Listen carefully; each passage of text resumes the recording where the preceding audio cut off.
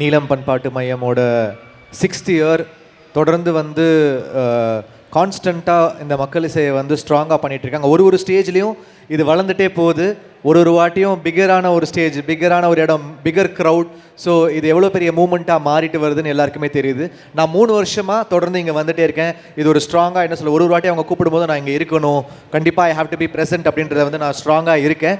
ஏன்னா I also feel music வந்து எல்லாருக்குமே பொதுவானது. இசையும் மியூசிக் எவ்வளோ இம்பார்ட்டன்ட்னு நீலம் பண்பாட்டு மையம் அதை தொடர்ந்து பண்ணுறாங்க.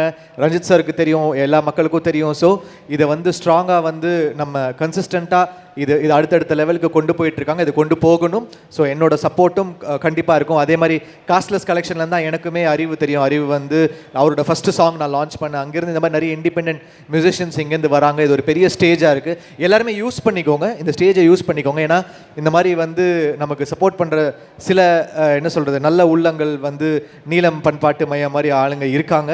So I'm very very happy that Neelam is constantly promoting independent artists. So இதுலேருந்து எங்களுக்குமே நிறைய ஆர்டிஸ்ட் கிடைப்பாங்க நான் நம்புகிறேன். எல்லாருமே இந்த ஸ்டேஜை யூஸ் பண்ணிக்கோங்க. You have to make it really big and my best wishes.